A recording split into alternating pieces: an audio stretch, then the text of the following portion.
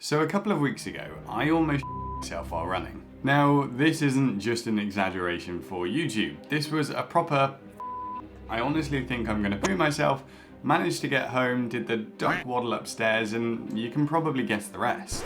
Now, as a sports nutritionist, you'd think that this is something that I'm pretty good at avoiding, and honestly, I normally am, and it's very rare that I get any significant problems. But I broke a few of my own cardinal rules, which I normally preach to follow, so I thought I would do a bit of a recap today on my mistakes and show you how you can avoid them so that you can run without any stomach mishaps.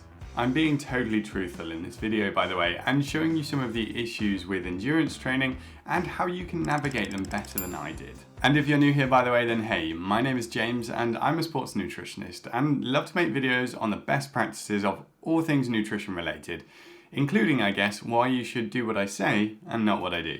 So let me set the scene for the unfortunate run. This was in the build-up to a 70.3 triathlon that I did a couple of weeks ago. Gotta look happy. Yeah! And the day before, I had done a lot of hard training, so I was already conscious of making sure I ate enough. On the actual day itself, I had already done a 3-hour bike session in the morning, which consisted of some long, hard efforts. I fueled well on the bike, but as you may know, you still can't keep up with the amount of energy you expend, so I knew I needed to eat well afterwards. I also had a friend out with me on the bike, and when we got back we decided we wanted something a bit more fun, so we had some veggie hot dogs, a nice salad and an ice cream in the sun. A couple of hours later I had a snack of honey on toast, and this was a few hours before my planned run, which was a 90-minute session with some intervals in. Fast forward to the run, and my stomach started feeling bad pretty quickly. My intervals were unpleasant to run, and the end was as I mentioned. But in retrospect, I could have reduced the chances of this happening through different food choices, but it's a good example of the difficulties that you can face with running. Now, my overriding concern was my calorie intake, because that's probably the most important thing to get right. I knew that I would need around 6,000 calories that day because of all the training, and because of having limited time to eat, I knew I needed to get the calories in. It was also a really nice day, and I was happy to have something a bit more fun for my lunch, but to be honest, this is probably where the problem was. You may have heard me talk about this before, but there are 3 nutrients which are harder and slower to digest, and those are fiber, fat, and protein. My lunch had a lot of all 3, and they're really important in your diet, but they can be troublesome for runners. These nutrients are far more likely to still be partially undigested hours later, which is an issue. If you go running before your food has been properly broken down and digested, you're far more likely to get stomach upset. And this is because the mechanical nature of running bounces all of that food around and starts shifting it through your gut. And it'll also cause lots of bloating and wind too. The other problem here is that any sort of exercise will reduce the amount of blood flow to your gut, because instead it's being sent to your muscles. And this means you'll be able to absorb less nutrition than normal.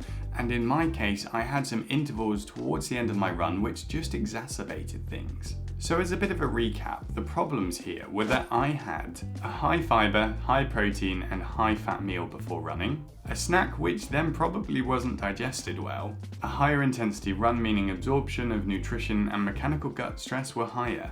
So now we know the issues, what could I have done differently? Bear in mind here, by the way, that what I suggest won't be applicable to everyone, but hopefully it will give you some ideas to think about with your running and how you can apply it to your own situation.